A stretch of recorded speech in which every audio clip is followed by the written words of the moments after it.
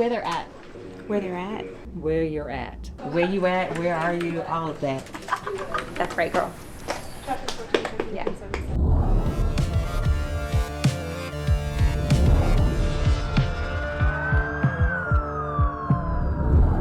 And we are here with another episode of Inside JSO. That is our JSO podcast where we get a chance to really talk about the issues and the things that happen right here at JSO. Let our viewers at home know all about it. So I'm Ashley Harding, and what we are doing right now, we're going to talk about a very important topic. We're talking about National Public Safety Telecommunicators Week. It is going on right now, April 12th through 18th, and it was initially set up in 1981. So this has been a thing for a while, and we're having the opportunity to talk about our own 911 call takers, dispatchers, the ladies and gentlemen who are in the front taking those calls. It's a really, really important job. So I'm joined by three fabulous ladies today here at JSO. We're going to introduce everyone. Let's start with you. Yeah, I'm Michaela. I'm a police dispatcher, and I've been here since July of 2022.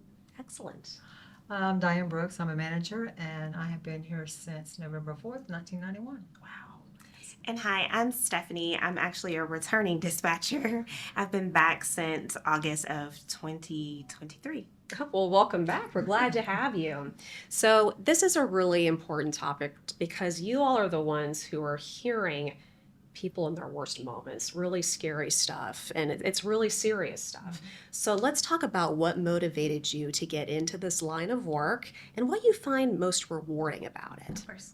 So essentially, I think anything that I am able to contribute to the community and to help people feel heard, seen, understood in any way, and just be able to get the help that they need to them. To be honest, I didn't expect to be a police dispatcher, but those types of things and that type of work has always really meant something to me.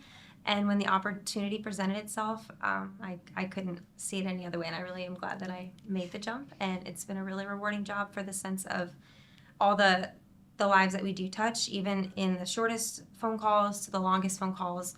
It's a lot of times the worst day of their life. So we really get to hear and talk to them. And of course, just knowing that we're assisting the officers in their day-to-day jobs, which can be very troubling and difficult, that's always a good feeling. So. Agreed. And you're a veteran. Correct. So I was looking for a career that was rewarding, stability, and advancement opportunities. Yes. So when I started looking, and I had done different variety of jobs before I applied for the sheriff's office. Office jobs, it's not like a job that is in office because every day there's nothing waiting on your desk. You may talk to the same person, they may need help again, but there's no paperwork. It's a new day. It starts all over again. Good point. Yes. Very true, too. Yes. Go ahead. I think I see a combination of what the other two ladies said. I feel what brought me here, one is family.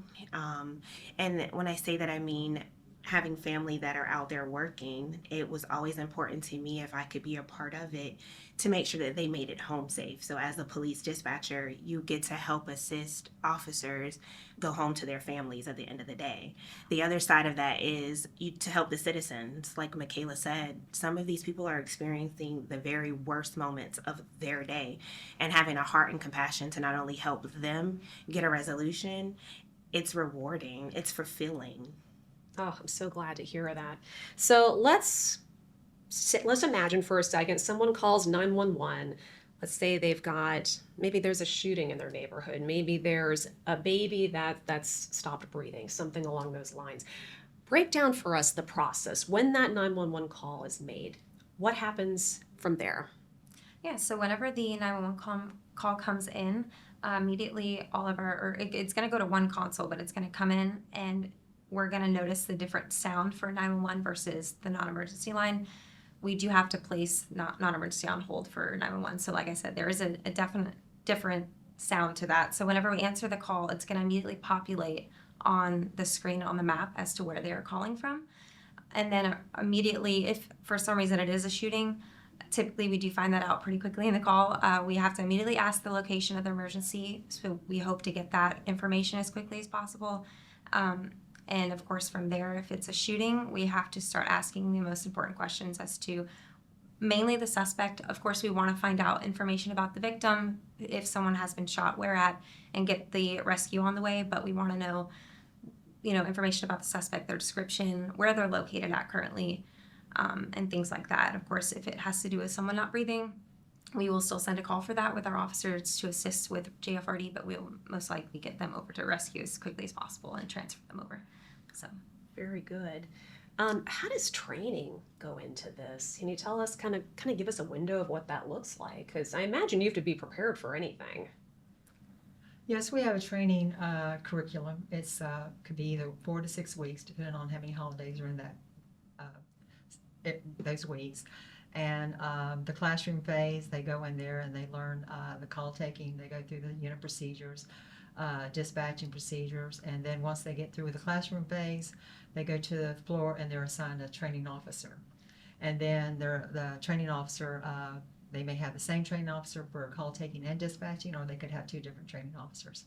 Usually in reference to call taking, it takes anywhere from maybe 3 months to 3.5 to go solo, and dispatching, it can take anywhere from 4 and 4.5 months. On the dispatching side, it's repetition. You have to remember 30 seconds when the officer is going to stop a vehicle. You have to repeat that information to him. And then you also, if the officer comes up and you hear something that sounds out of the ordinary, you're going to put out a alert tone to give that officer emergency traffic so they can come up and tell us what's going on so we can get officers en route to them. What was training like for you? Training for me was an experience, and I say that because I did, like she mentioned, had a couple different training officers, and everybody has their way of teaching. One thing to recognize for me is that while you're in training, you're taught the basics. Things can alter once you're actually in it. So like you can know certain questions. When you call, we want to know your address. We want to know the descriptions. We want to know direction of travel. We want to know certain important information, but that doesn't flow on every call. So you have to learn when to ask certain questions, when other questions are necessary. There's 3 that are kind of standard. Has anyone been drinking or doing any drugs? Does anybody have any weapons? So you learn the basics, but then you have to learn how to maneuver. I like to tell people, because I'm a training officer myself, is you have to create your own rhythm. I can't prepare you for everything that comes, but I can prepare you for mostly everything that comes, because no one call is going to be the same. That's true. So I'm just curious, how do you, I imagine you hear things that are just amazing that a lot of people probably don't have the mental ability. So how do you get that mental fitness to that presence of mind, so to speak, for when those really intense calls come? Does that come with experience? How does that work? Do you prepare yourself? I think it comes with, obviously, experience can definitely help in the way of it being a little unsettling to get used to. I really think empathy. I think that's a huge one. I really think like when you have that empathy that is required for a job like this, obviously you don't want it to destroy your own mental, but it allows you to, in the moment when you're listening to someone's worst moment and what's happening to them, I mean, you genuinely can feel like their pain. So it's almost like you know what you're supposed to do, you know what is required of you in those moments, so you're just able to perform because you know that they are counting on that, and so are the officers, of course. So I like to piggyback. So I think that when we're on the line, you have to learn how to separate your own feelings from matters. And I think that at the end of that line, you have to learn how to release it and move on to the next. We don't typically get pauses or breaks that are extensive to say, I can feel what that person was going through, because once we hang up, there's another person who needs us just as bad as that person that we just hung up with. So I think it's all about creating the balance of empathy in that moment and then releasing it immediately and moving on to help the next person who needs you in that moment. So I think it's a skill, and you kind of learn it and you get better at it over time. I would say you don't desensitize yourself, but you learn how to maneuver. Really well said. You have to be the calm in the chaos. Yeah. Because if you start getting, just like if you're on the radio with an officer and you start talking fast, they're going to start talking fast. You have to keep a median, and not get excited. Wow, that skill set is amazing. It is. It really is. You know, something else I want to talk about. Not everyone may know that this is actually a feature at JSO. I only found out myself not too long ago. I'm talking about texting 911. I mean, everybody texts these days, but it's actually a way to get help immediately. So can you break down that process? Whoever wants to go. I'll actually take that one. Okay, it sounds good. Go It's ahead. actually one that I've actually done a little bit of studying into. So texting 911 is very popular. It came about in the mid 2000s, and you said it, everybody has a phone, and I don't think a lot of people actually understand that you can text 911. It's been very beneficial in cases where you don't have the ability to talk but you still need help. There's also those cases where say for instance, I'll use the example of like you have somebody who you don't want to know that you're calling for help. You think about kidnappings, you think about domestic situations, you think about people who have warrants. So it can be used for various situations, and all you simply do is put 911 where you would put a number, and then you put your information in the text box and hit send, and we're going to communicate with you as we would. Now, of course, if you have the ability to call us and talk to us, that would be the recommended choice. Yes. But if you don't have that option, we still want to help you. We want to be your first line of defense. So we're going to ask you the same questions. Where are you at? If you don't know where you at, the text 911 system still allows us to be able to locate you via your mobile phone and longitude and latitude. So you're not limited by your resources if you can't say anything. So it is actually like a really, really good feature. Amazing. Are there stats and numbers on that? We may need to go back and check. Yeah. But it sounds like We it's don't- been a really We don't good get thing. as many texts to 911 as we do actually calls to 911. sure. For sure. Yeah, the motto is call if you can, text if you can't. Yes. It's easy to remember too. And you can hear more things over the phone, whereas Yeah. you can't. And with sometimes it allows texting. us to hear, of course, if there is some type of domestic or anything going on, we do get more information, obviously, from the background noise even. It can be really telling, but definitely we want you to be safe. So we want whatever's going to keep you in that safe space. If Yes. someone were to know about that and that's going to take you out of that safe space, we would rather you text us and we will get. Because We will get silent someone to- clues are no clues too. That's true. true. Yes. Yes. Very true. Yeah. So speaking of calls, is there one maybe you have in the back of your mind where maybe it was really intense or it was really what have you? Would you say there is a call that you would say it ended well, or at least you guys were able to perform your jobs really, really well? Because I can only imagine some of the things you hear. Does something like that, does a call like that resonate with you all? Yeah, I mean, there's definitely a lot, and I we were talking about this earlier. I feel like lots of the harder ones stay in our minds easier, but Sure. definitely one that comes to mind, especially with Easter having just passed not too long ago. We about 2 years ago, I think it was in 2024, we had a call on Easter. It was the end of our shift, close to, and it was from what the perspective from the callers that we were getting, at least at the time, because multiple receiving officers or call takers, I should say, they were getting calls from neighbors that saw a female running down the street who had been shot. And that was all that they knew. And so it was good because we had lots of different callers, lots of neighbors were willing to call and to give us whatever information that they could. So we had different people, but we only knew that at the time. We then ended up, I moved and handled the TAC channel with the officers, and every one of us had it turned up so the whole comm center could hear what was going on, how it was playing out. We had one of our call takers on the phone with two kids that were inside the same house where the lady had left, and it had turned to be a domestic situation where an actual a child had taken a gun and tried to kill his whole family. So it was impressive in the way that we handled it, with the fact that one of our call takers stayed on the phone with two of the kids. They're about 13 and 14 years old that were in the closet in the home the whole time, even while he was searching for them in the house prior to the officers getting on scene. And then, of course, the way that the officers handled it, the way the dispatch handled it, everything with what kind of situation we were given that day, it was handled the best that it could be. And I feel like, especially with those kids, the fact that they were in that situation and thankfully knew to call 911 and to stay on the phone, and she handled that amazingly by, you know, keeping them calm and safe and until the officers got there to where they didn't feel like they Yeah.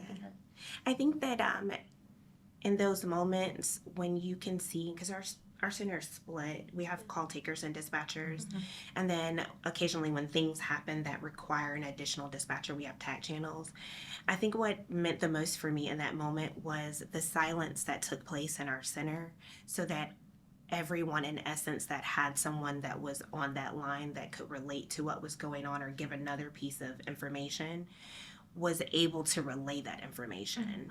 And to see the team come together so quickly, it was a very heartfelt moment for almost everyone in the room, but to see the willingness to work together in that capacity for that big of a situation was the thing for me. Like, that was the moment, that was the focus. And not to say that nothing else was happening, because just because one tragedy is taking place, there's still so much other stuff happening in the room.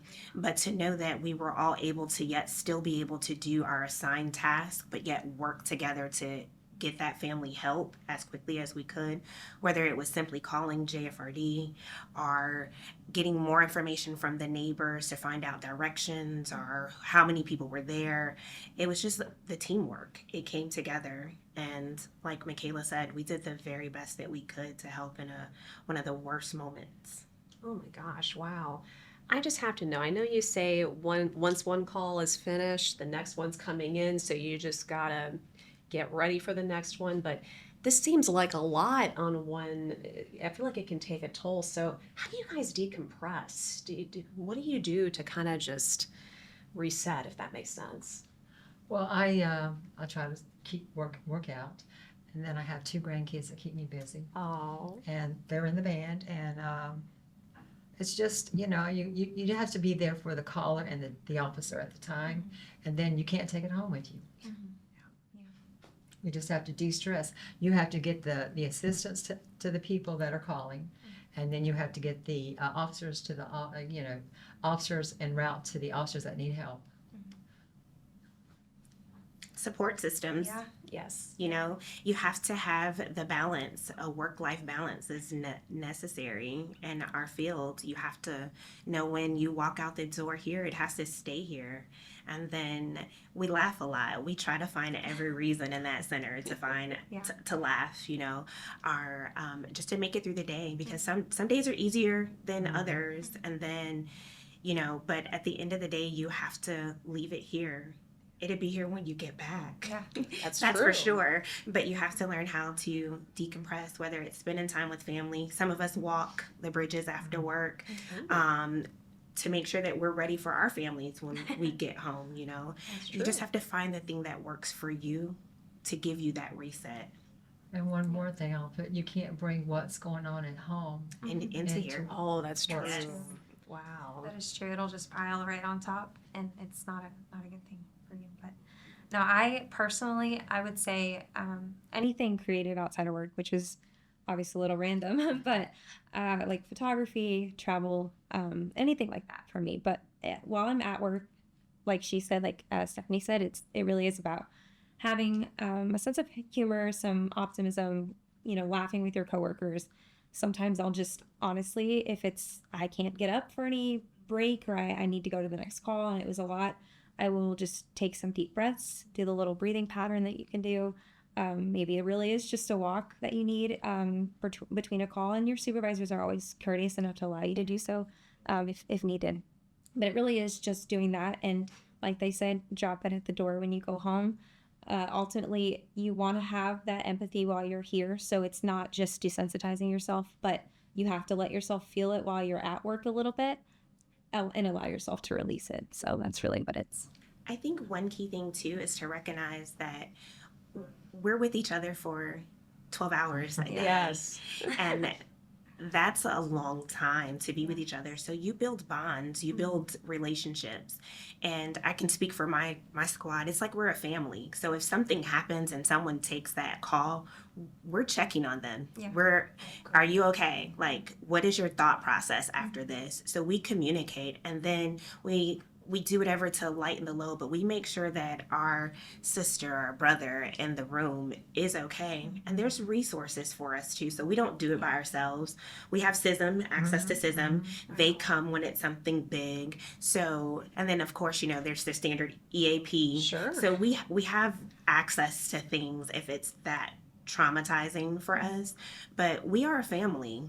We're with each other sometimes more than our own family. Holidays, birthdays, you name it, we're together. So we make sure that each other is okay.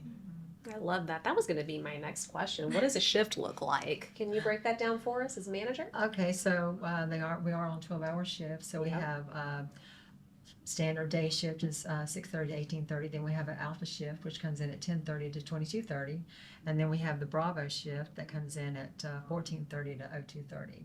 So usually the employees on a squad, such as day shift and midnight shift, we can have anywhere from walking the door with 19 employees. That's not including the supervisors, and we go up to 27 or 30. And then the midnight shift we go down a little bit. Because the workflow is a little bit less. The heavy workload in the comm center is anywhere from, say, 9:30 in the morning, 10:30 in the morning until about 21:30 at night, unless there's some special events going on in the city. Sure. And then Friday night and Saturday night, it's going to be booming. Oh, I believe that. Yeah. Yeah, for sure. What are your shifts, if you don't mind my asking? We are actually on the same squad, same shift. She's Yes. amazing.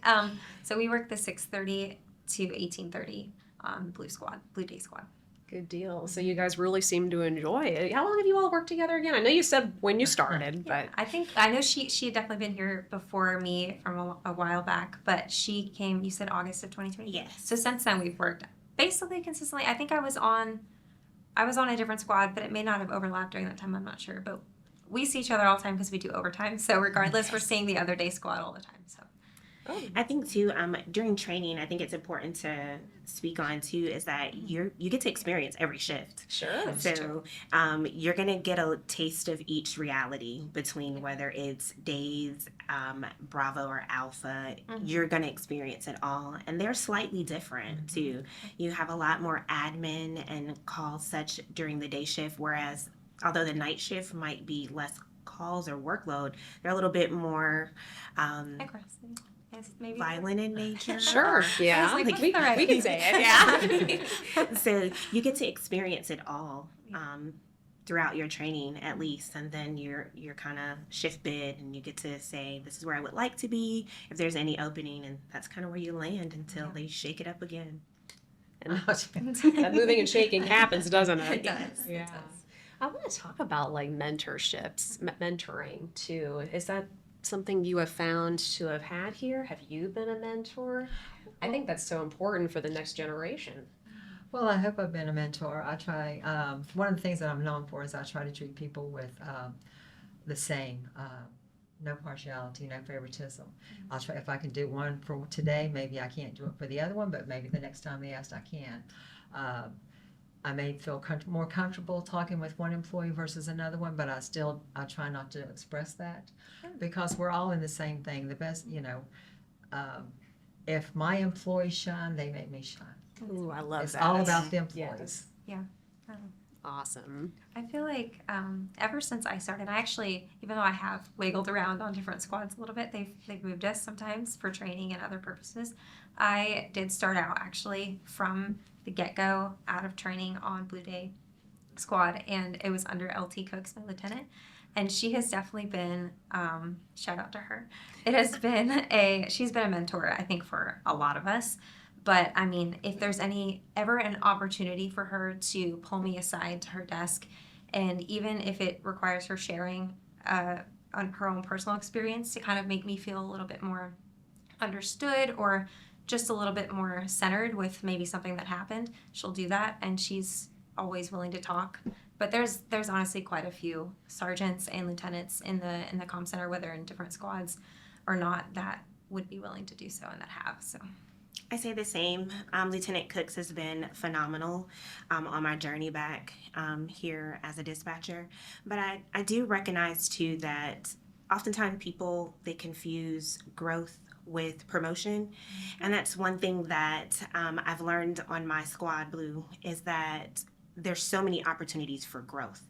And when I think of her being a mentor, to me, it goes surpass the promotional possibilities, but it just goes by becoming better, whether it's interpreting a policy or showing an alternative way to handle a situation, finding out what would I like to do here, whether that be staying in the comm center or moving abroad. Those conversations are had because attitude reflects leadership. When you sit under a good leader, you're willing to do a whole lot more than just show up. And I look at Lieutenant Cooks as the mentor because she's a good leader. She is. And so the willingness to perform comes because we have a good leader. Look at Commander Manna. Yeah. And He's amazing, Yeah, right? he is. So when you have someone who's showing their leadership, it does trickle down. And presence is a really good sign of leadership. And both Manna, LT Cooks, lots of them, they all have that presence and they care for each individual person. They don't treat, like you said, they don't treat anyone differently. They have the same expectations for everyone, and they want everyone to meet those expectations, not for any other reason besides what it could do for that individual person. And of course, the outcome for the citizens and the officers is a plus too. It's a good part of it, but it's a very good. They're very good role models for all of us. So. That's amazing. So tell me why, with it being this week and this National Public Safety Telecommunicators, it doesn't quite roll off my tongue, but I'm trying here. Talk to us about how important it is to highlight the men and the ladies who are right out there taking those calls. How important is it to show you guys appreciation? Because you do so much. Yeah, I feel like personally it's just, we are really the voices that aren't seen. Like that's all you have. It could be the shortest phone call to the one that we stay on the line until officers get there. And ultimately, we do hold a lot of that. And I feel like because we are the first person they talk to, even prior to JFRD, if it's something that's a medical call, we're getting that call right off the bat when you call 911. So I feel like that, just doesn't get talked about as often. We're not out there on the front lines like those amazing people also, but we do have a really huge part in what goes down, how quickly it gets there, the help that's needed. And I just feel like it's really important to shed light on the individuals that do that job. So. The men and women in the comm center are the first responders. First responders, aren't they? And they have been trying to change that for years, ever since I've been here. They'll go to, the bill will go and it doesn't pass. So we're never recognized as the first responders because we're not actually certified patrol officers. But yeah, they are the unseen heroes. I agree. Yeah. Absolutely. Every superhero doesn't carry a gun. Some of them answer phones. Yes. That's right. Somewhere a headset. I like it. Somewhere a headset. I love that. So, we at JSO, we are always trying to find the next generation of superheroes, no matter if they're on patrol or if they're taking phone calls, you name it. So what is your message to somebody who may be watching our podcast and maybe they're thinking, I want to learn more. I want to learn more about possibly maybe this is the career path for me. So what message of encouragement, I'd like to hear from you first because your experience is amazing. Okay. So what's your message to them? So if I say, whether they're teenagers or in high school, once they get to a certain age, they can come and they can do a ride-along. Yeah, that's They can come do a ride-along. They can see what, firsthand, the comm center, taking the calls. Because Jacksonville Sheriff's Office is the public safety answering point for 911. Fire rescue is secondary. So we're going to get that information, and whether it's going to be a dual response or whether it's just going to be a police response or whether it's just going to be a JFRD response. And you can make it a career. You can come in and maybe you just want to work maybe 3 years in the comm center, and then you can say, well, I think I want to go to patrol, or maybe you want to go to another unit. There's always that opportunity. You can always transfer now. Used to be back in the day, that was a no-no. You couldn't transfer. They would say, no, you're not going. But now, in the last, I say, 20 years, okay, if you want to go to another unit, we're going to let you transfer. There's a chance to grow and to Right. expand. Yes. Yeah. What's your message? I say come, join, be a part. Dispatchers, our call takers, our comm center is foundational. You know, it's the pavement that you could build upon, right? So if you're looking to just get started, come join us. If you have other desires, whether you want to go to different departments or so forth, start here. It's going to teach you the basics. You're going to learn the language. You're going to learn the behind the scenes. You're going to learn many things that sometimes even our officers don't get the experience to see before they go to the academy. So we're transformable. You can come, you can start, and you can go wherever you want to go within JSO. Start with us. Let us be your first place. I love it. No, I agree with both of them. For one, definitely come and do a sit along with us. I mean, you can see both sides, the call taking and the dispatch side. You'll sit in both. Of course, lots can happen during the day, but maybe not as much. But you'll get a sense of what the job will entail, whether you have the experience or don't have the experience. And then, of course, like Stephanie said, we're like a starting point for a lot of things. So it gives you that, thankfully now, opportunity to move forward and to do something else with it if that's not the desirable career forever. But if you're interested in public safety and you're interested in helping other people, it is a great start. So, And we want you. yeah. Yes, We we want do. No, we need you. Yeah. We need you. We need you. And join JSO. It's a thing. Yes. .com Yeah. or .org, .com. .com. I Dot think. com. .com. Yeah. We'll get it. Yes. Then either way, we want to meet the next generation. We want to have these ladies as mentors to the next generation of public safety telecommunicators. I think this has been a really great conversation. Is there anything maybe I didn't touch on that you guys want to wrap up with or say? We covered a lot. Absolutely. Same. All right. Well, thank you guys so much for being here. We really appreciate it. We're Thank you. continue to celebrate our 911 callers, dispatchers, managers, you name it, all the way to the top. So thank you guys for what you do. We really Thank you. appreciate it. Thank you for recognizing us. Of course. And thank you for watching this episode of Inside JSO. As always, be safe.